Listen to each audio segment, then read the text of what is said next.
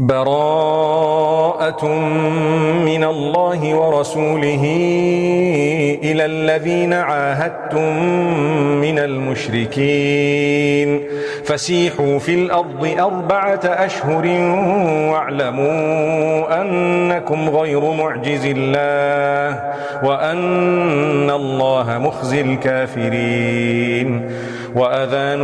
من الله ورسوله إلى الناس يوم الحج الأكبر أن الله بريء من المشركين ورسوله فإن تبتم فهو خير لكم وإن توليتم فاعلموا أنكم غير معجز الله وبشر الذين كفروا بعذاب أليم. إلا الذين عاهدتم من المشركين ثم لم ينقصوكم شيئا ولم يظاهروا عليكم أحدا فأتموا إليهم عهدهم إلى مدتهم إن الله يحب المتقين. فإذا انسلخ الأشهر الحرم فاقتلوا المشركين حيث وجدتموهم وخذوهم واحصروهم واقعدوا لهم كل مرصد فإن تابوا وأقاموا الصلاة وآتوا الزكاة فخلوا سبيلهم إن الله غفور رحيم. وإن أحد من المشركين استجارك فأجره حتى يسمع كلام الله ثم أبلغه مأمنه ذلك بأنهم قوم لا يعلمون. كيف يكون للمشركين عهد عند الله وعند رسوله إلا الذين عاهدتم عند المسجد الحرام فما استقاموا لكم فاستقيموا لهم إن الله يحب المتقين. كيف وإن يظهروا عليكم لا يرقبوا فيكم إلا ولا ذمة يرضونكم بأفواههم وتأبى قلوبهم وأكثرهم فاسقون. اشتروا بآيات الله ثمنا قليلا فصدوا عن سبيله إنهم ساء ما كانوا يعملون. لا يرقبون في مؤمن إلا ولا ذمة وأولئك هم المعتدون. فإن تابوا وأقاموا الصلاة وآتوا الزكاة فإخوانكم في الدين ونفصل الآيات لقوم يعلمون. وإن نكثوا أيمانهم من بعد عهدهم وطعنوا في دينكم فقاتلوا أئمة الكفر إنهم لا أيمان لهم لعلهم ينتهون. ألا تقاتلون قوما نكثوا أيمانهم وهموا بإخراج الرسول وهم بدؤوكم أول مرة أتخشونهم فالله أحق أن تخشوه إن كنتم مؤمنين. قاتلوهم يعذبهم الله بأيديكم ويخزهم وينصركم عليهم ويشف صدور قوم مؤمنين ويذهب غيظ قلوبهم ويتوب الله على من يشاء والله عليم حكيم. أم حسبتم أن تتركوا ولما يعلم الله الذين جاهدوا منكم ولم يتخذوا من دون الله ولا رسوله ولا المؤمنين وليجة والله خبير بما تعملون. ما كان للمشركين أن يعمروا مساجد الله شاهدين على أنفسهم بالكفر أولئك حبطت أعمالهم وفي النار هم خالدون إنما يعمر مساجد الله من آمن بالله واليوم الآخر وأقام الصلاة وآتى الزكاة ولم يخش إلا الله فعسى أولئك أن يكونوا من المهتدين. أجعلتم سقاية الحاج وعمارة المسجد الحرام كمن آمن بالله واليوم الآخر وجاهد في سبيل الله لا يستوون عند الله والله لا يهدي القوم الظالمين. الذين آمنوا وهاجروا وجاهدوا في سبيل الله بأموالهم وأنفسهم أعظم درجة عند الله وأولئك هم الفائزون.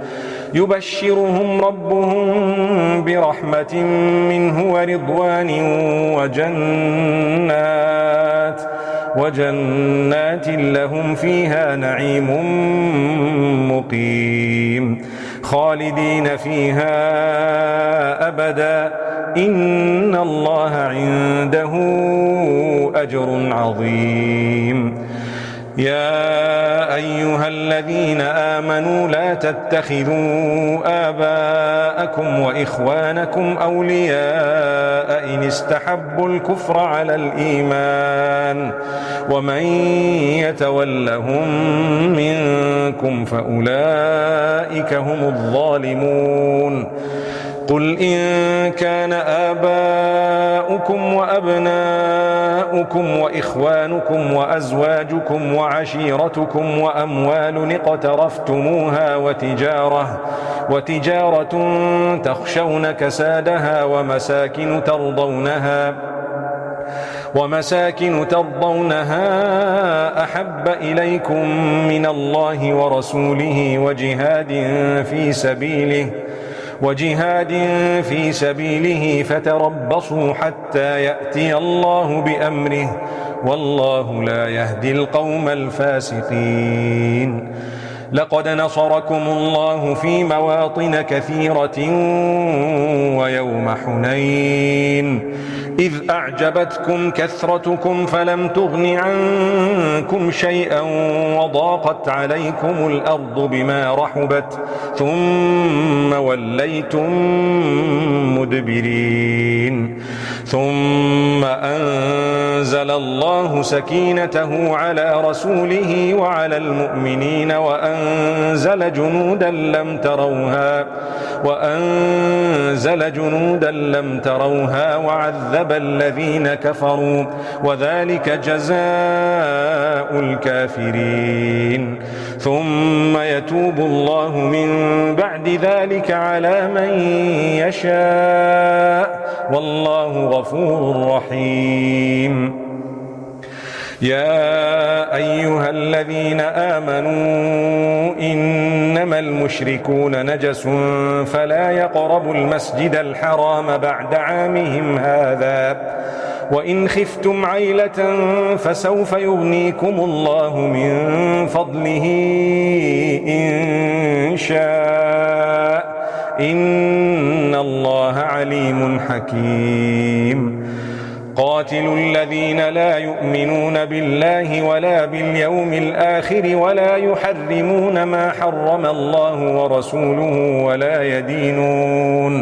ولا يدينون دين الحق من الذين أوتوا الكتاب حتى يعطوا الجزية عن يد وهم صاغرون.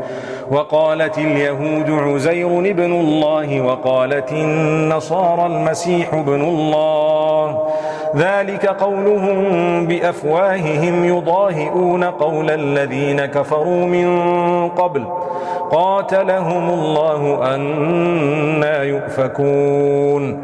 اتخذوا أحبارهم ورهبانهم أربابا من دون الله والمسيح ابن مريم وما أمروا إلا ليعبدوا إلها واحدا لا إله إلا هو سبحانه عما يشركون يريدون أن يطفئوا نور الله بأفواههم ويأبى الله إلا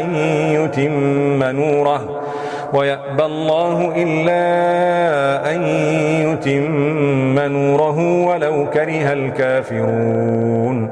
هو الذي أرسل رسوله بالهدى ودين الحق ليظهره على الدين كله ولو كره المشركون يا أيها الذين آمنوا إن كثيرا من الأحبار والرهبان ليأكلون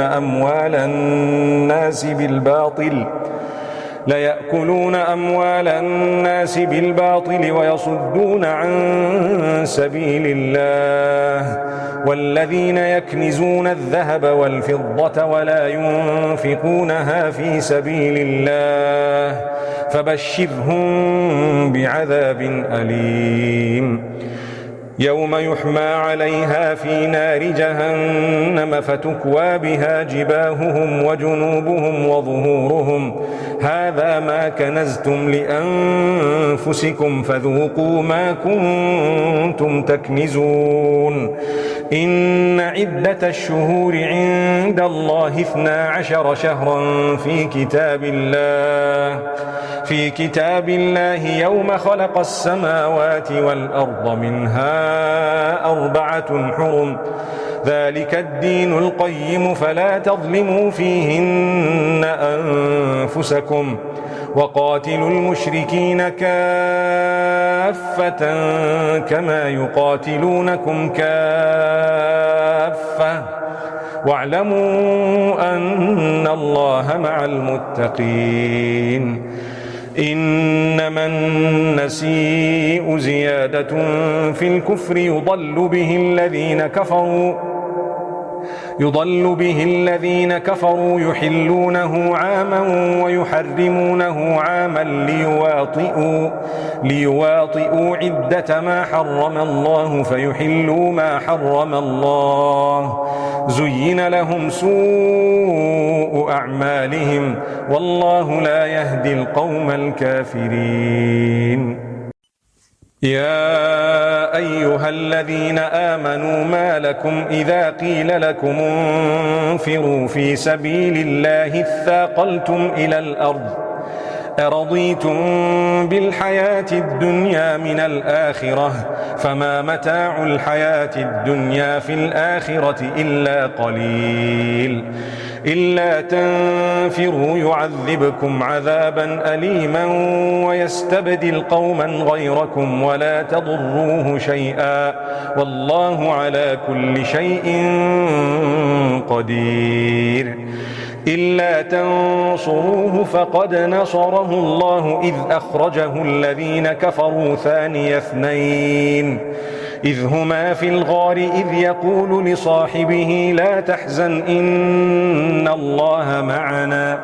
فأنزل الله سكينته عليه وأيده بجنود لم تروها وجعل كلمة الذين كفروا السفلى وكلمة الله هي العليا والله عزيز حكيم انفروا خفافا وثقالا وجاهدوا بأموالكم وأنفسكم في سبيل الله ذلكم خير لكم إن كنتم تعلمون لو كان عرضا قريبا وسفرا قاصدا لاتبعوك ولكن بعدت عليهم الشقة وسيحلفون بالله لو استطعنا لخرجنا معكم يهلكون أنفسهم والله يعلم إنهم لكاذبون عفى الله عنك لم أذنت لهم حتى يتبين لك الذين صدقوا وتعلم الكاذبين لا يستأذنك الذين يؤمنون بالله واليوم الآخر أن يجاهدوا بأموالهم وأنفسهم والله عليم بالمتقين إنما يستأذنك الذين لا يؤمنون بالله واليوم الآخر وارتابت قلوبهم فهم في ريبهم يترددون ولو أرادوا الخروج لأعدوا له عدة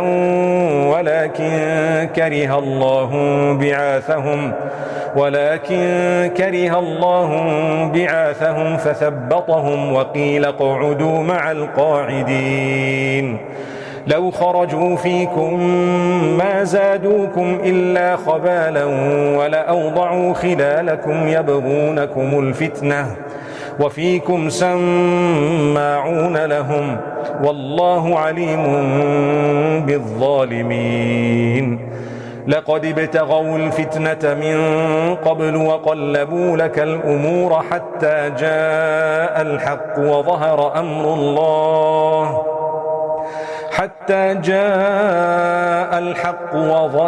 أمر الله وهم كارهون ومنهم من يقول ائذن لي ولا تفتني ألا في الفتنة سقطوا وإن جهنم لمحيطة بالكافرين إن تصبك حسنة تسؤهم وإن تصبك مصيبة يقولوا قد أخذنا أمرنا من قبل ويتولوا وهم فرحون قل لن يصيبنا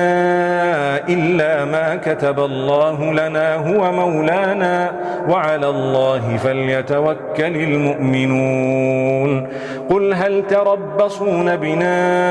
إلا إحدى الحسنيين ونحن نتربص بكم أن يصيبكم الله بعذاب من عنده أو بأيدينا فتربصوا إنا معكم متربصون قل أنفقوا طوعا أو كرها لن يتقبل منكم إنكم كنتم قوما فاسقين وما منعهم أن تقبل منهم نفقاتهم إلا أنهم كفروا بالله وبرسوله ولا يأتون الصلاة إلا وهم كسالى ولا ينفقون إلا وهم كارهون فلا تعجبك أموالهم ولا أولادهم إنما يريد الله ليعذبهم بها في الحياة الدنيا وتزهق أنفسهم وهم كافرون ويحلفون بالله إنهم لمنكم وما هم منكم ولكنهم قوم يفرقون لو يجدون ملجأ أو مغارات أو مدخلا لولوا إليه وهم يجمحون ومنهم من يلمزك في الصدقات فإن أعطوا منها رضوا وإن لم يعطوا منها إذا هم يسخطون ولو أنهم رضوا ما آتاهم الله ورسوله وقالوا حسبنا الله سيؤتينا الله من فضله ورسوله إنا إلى الله راغبون إنما الصدقات للفقراء والمساكين والعاملين عليها والمؤلفة قلوبهم وفي الرقاب والغارمين وفي سبيل الله وابن السبيل فريضة من الله والله عليم حكيم ومنهم الذين يؤذون النبي ويقولون هو أذن قل أذن خير لكم يؤمن بالله ويؤمن للمؤمنين ورحمة للذين آمنوا منكم والذين يؤذون رسول الله لهم عذاب أليم يحلفون بالله لكم ليرضوكم والله ورسوله أحق أن يرضوه إن كانوا مؤمنين ألم يعلموا أنه من يحادد الله ورسوله فأن له نار جهنم خالدا فيها ذلك الخزي العظيم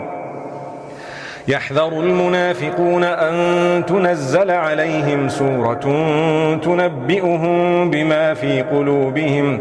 قل استهزئوا إن الله مخرج ما تحذرون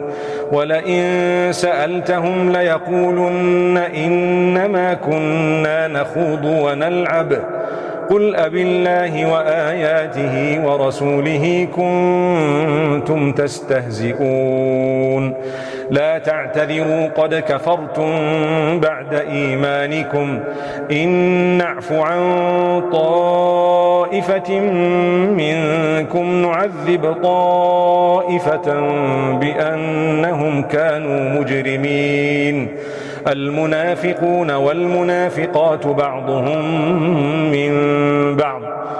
يأمرون بالمنكر وينهون عن المعروف ويقبضون أيديهم نسوا الله فنسيهم إن المنافقين هم الفاسقون وعد الله المنافقين والمنافقات والكفار نار جهنم خالدين فيها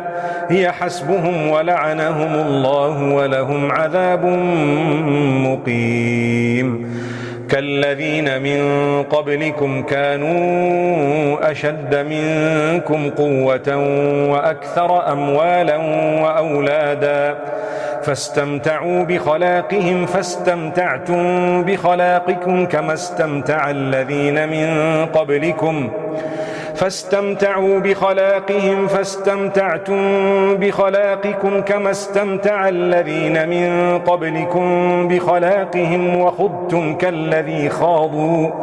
أولئك حبطت أعمالهم في الدنيا والآخرة وأولئك هم الخاسرون ألم يأتهم نبأ الذين من قبلهم قوم نوح وعاد وثمود وقوم إبراهيم وأصحاب مدين والمؤتفكات أتتهم رسلهم بالبينات فما كان الله ليظلمهم ولكن كانوا أنفسهم يظلمون والمؤمنون والمؤمنات بعضهم أولياء بعض يأمرون بالمعروف وينهون عن المنكر ويقيمون الصلاة ويؤتون الزكاة ويطيعون الله ورسوله أولئك سيرحمهم الله إن الله عزيز حكيم وعد الله المؤمنين والمؤمنات جنات تجري من تحتها الأنهار خالدين فيها ومساكن طيبة في جنات عدن ورضوان من الله أكبر ذلك هو الفوز العظيم يا أيها النبي جاهد الكفار والمنافقين واغلظ عليهم ومأواهم جهنم وبئس المصير يحلفون بالله ما قالوا ولقد قالوا كلمة الكفر وكفروا بعد إسلامهم وهموا بما لم ينالوا وما نقموا إلا أن أغناهم الله ورسوله من فضله فإن يتوبوا يك خيرا لهم وإن يتولوا يعذبهم الله عذابا أليما في الدنيا والآخرة وما لهم في الأرض من ولي ولا نصير. ومنهم من عاهد الله لئن آتانا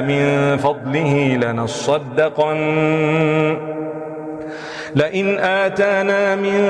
فضله لنصدقن ولنكونن من الصالحين فلما آتاهم من فضله بخلوا به وتولوا وهم معرضون فأعقبهم نفاقا في قلوبهم إلى يوم يلقونه بما أخلفوا الله ما وعدوه وبما كانوا يكذبون. ألم يعلموا أن الله يعلم سرهم ونجواهم وأن الله علام الغيوب. الذين يلمزون المطوعين من المؤمنين في الصدقات والذين لا يجدون إلا جهدهم فيسخرون منهم سخر الله منهم ولهم عذاب أليم. استغفر لهم أو لا تستغفر لهم إن تستغفر لهم 70 مرة فلن يغفر الله لهم ذلك بأنهم كفروا بالله ورسوله والله لا يهدي القوم الفاسقين. فرح المخلفون بمقعدهم خلاف رسول الله وكرهوا أن يجاهدوا بأموالهم وأنفسهم في سبيل الله وقالوا لا تنفروا في الحر قل نار جهنم أشد حرا لو كانوا يفقهون. فليضحكوا قليلا وليبكوا كثيرا جزاء بما كانوا يكسبون. فإن رجعك الله إلى طائفة منهم فاستأذنوك للخروج فقل لن تخرجوا معي أبدا ولن تقاتلوا معي عدوا إنكم رضيتم بالقعود أول مرة فاقعدوا مع الخالفين. ولا تصل على أحد منهم مات أبدا ولا تقم على قبره إنهم كفروا بالله ورسوله وماتوا وهم فاسقون. ولا تعجبك أموالهم وأولادهم إنما يريد الله أن يعذبهم بها في الدنيا وتزهق أنفسهم وهم كافرون. وإذا أنزلت سورة أن آمنوا بالله وجاهدوا مع رسوله استأذنك أولو الطول منهم وقالوا ذرنا نكن مع القاعدين. رضوا بأن يكونوا مع الخوالف وطبع على قلوبهم فهم لا يفقهون. لكن الرسول والذين آمنوا معه جاهدوا بأموالهم وأنفسهم وأولئك لهم الخيرات وأولئك هم المفلحون. أعد الله لهم جنات تجري من تحتها الأنهار خالدين فيها ذلك الفوز العظيم. وجاء المعذرون من الأعراب ليؤذن لهم وقعد الذين كذبوا الله ورسوله سيصيب الذين كفروا منهم عذاب أليم. ليس على الضعفاء ولا على المرضى ولا على الذين لا يجدون ما ينفقون حرج إذا نصحوا لله ورسوله ما على المحسنين من سبيل والله غفور رحيم. ولا على الذين إذا ما أتوك لتحملهم قلت لا أجد ما أحملكم عليه تولوا وأعينهم تفيض من الدمع حزنا ألا يجدوا ما ينفقون. إنما السبيل على الذين يستأذنونك وهم أغنياء رضوا بأن يكونوا مع الخوالف وطبع الله على قلوبهم فهم لا يعلمون. يعتذرون إليكم إذا رجعتم إليهم قل لا تعتذروا لن نؤمن لكم قد نبأنا الله من أخباركم وسيرى الله عملكم ورسوله ثم تردون إلى عالم الغيب والشهادة فينبئكم بما كنتم تعملون. سيحلفون بالله لكم إذا انقلبتم إليهم لتعرضوا عنهم فأعرضوا عنهم إنهم رجس ومأواهم جهنم جزاء بما كانوا يكسبون. يحلفون لكم لترضوا عنهم فإن ترضوا عنهم فإن الله لا يرضى عن القوم الفاسقين.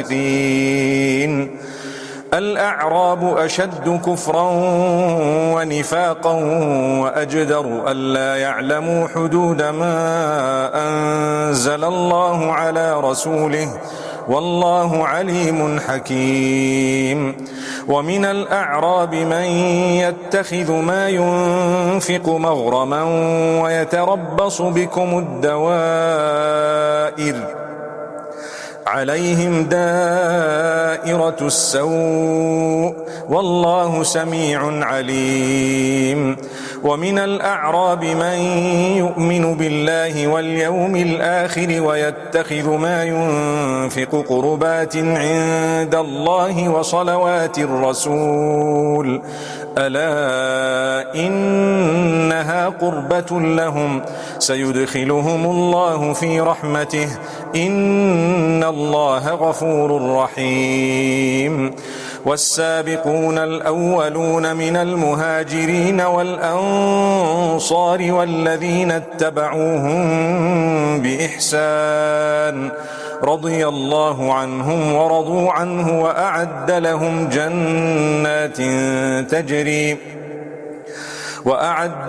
جنات تجري تحتها الأنهار خالدين فيها أبدا ذلك الفوز العظيم. وممن حولكم من الأعراب منافقون ومن أهل المدينة مردوا على النفاق لا تعلمهم نحن نعلمهم سنعذبهم مرتين ثم يردون إلى عذاب عظيم. وآخرون اعترفوا بذنوبهم خلطوا عملا صالحا وآخر سيئا عسى الله أن يتوب عليهم إن الله غفور رحيم. خذ من أموالهم صدقة تطهرهم وتزكيهم بها وصل عليهم إن صلاتك سكن لهم والله سميع عليم. ألم يعلموا أن الله هو يقبل التوبة عن عباده ويأخذ الصدقات وأن الله هو التواب الرحيم. وقل اعملوا فسيرى الله عملكم ورسوله والمؤمنون وستردون إلى عالم الغيب والشهادة فينبئكم بما كنتم تعملون. وآخرون مرجون لأمر الله إما يعذبهم وإما يتوب عليهم والله عليم حكيم. والذين اتخذوا مسجدا ضرارا وكفرا وتفريقا بين المؤمنين وإرصادا لمن حارب الله ورسوله من قبل وليحلفن إن أردنا إلا الحسنى والله يشهد إنهم لكاذبون. لا تقم فيه أبدا لمسجد أسس على التقوى من أول يوم أحق أن تقوم فيه رجال يحبون أن يتطهروا والله يحب المطهرين. أفمن أسس بنيانه على تقوى من الله ورضوان خير أم من أسس بنيانه على شفا جرف هار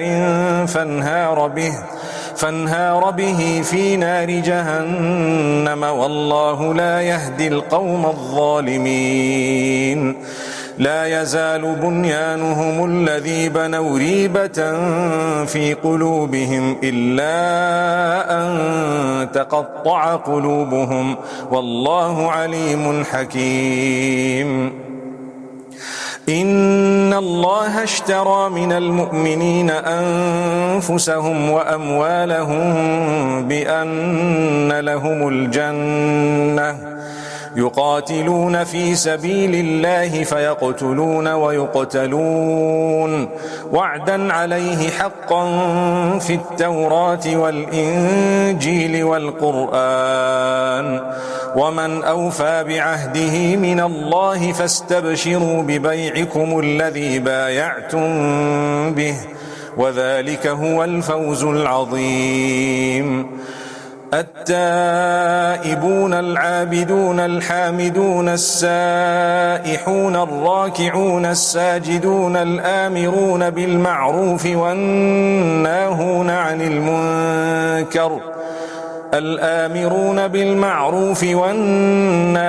عن المنكر والحافظون لحدود الله وبشر المؤمنين. ما كان للنبي والذين آمنوا أن يستغفروا للمشركين ولو كانوا أولي قربى من بعد ما تبين لهم أنهم أصحاب الجحيم. وما كان استغفار إبراهيم لأبيه إلا عن موعدة وعدها إياه فلما تبين له أنه عدو لله تبرأ منه إن إبراهيم لأواه حليم. وما كان الله ليضل قوما بعد إذ هداهم حتى يبين لهم ما يتقون إن الله بكل شيء عليم. إن الله له ملك السماوات والأرض يحيي ويميت وما لكم من دون الله من ولي ولا نصير. لقد تاب الله على النبي والمهاجرين والأنصار الذين اتبعوه في ساعة العسرة من بعد ما كاد يزيغ قلوب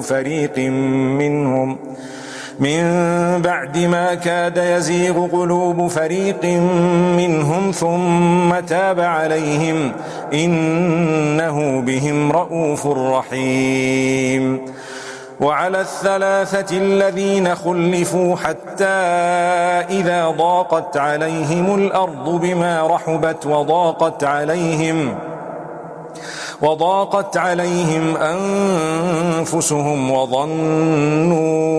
أن لا ملجأ من الله إلا إليه ثم تاب عليهم ليتوبوا إن الله هو التواب الرحيم يا أيها الذين آمنوا اتقوا الله وكونوا مع الصادقين ما كان لأهل المدينة ومن حولهم من الأعراب أن يتخلفوا عن رسول الله ولا يرغبوا بأنفسهم عن نفسه ذلك بأنهم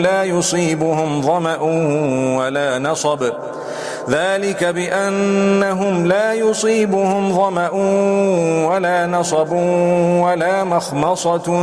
في سبيل الله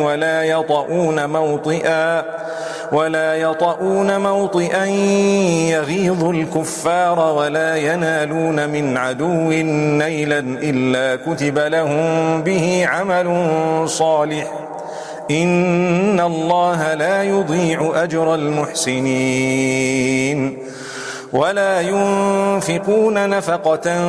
صغيرة ولا كبيرة ولا يقطعون واديا إلا كتب لهم ليجزيهم الله أحسن ما كانوا يعملون وما كان المؤمنون لينفروا كافة فلولا نفر من كل فرقة منهم طائفة ليتفقهوا في الدين ولينذروا قومهم إذا رجعوا إليهم لعلهم يحذرون يا أيها الذين آمنوا قاتلوا الذين يلونكم من الكفار وليجدوا فيكم غلظة واعلموا أن الله مع المتقين وإذا ما أنزلت سورة فمنهم من يقول أيكم زادته هذه إيمانا فأما الذين آمنوا فزادتهم إيمانا وهم يستبشرون وأما الذين في قلوبهم مرض فزادتهم رجسا إلى رجسهم وماتوا وهم كافرون أولا يرون أنهم يفتنون في كل عام مرة أو مرتين ثم لا يتوبون ولا هم يذكرون وإذا ما أنزلت سورة نظر بعضهم إلى بعض هل يراكم من أحد ثم انصرفوا صرف الله قلوبهم بأنهم قوم لا يفقهون لقد جاءكم رسول من أنفسكم عزيز عليه ما عنتم حريص عليكم بالمؤمنين رؤوف رحيم فإن تولوا فقل حسبي الله لا إله إلا هو عليه توكلت وهو رب العرش العظيم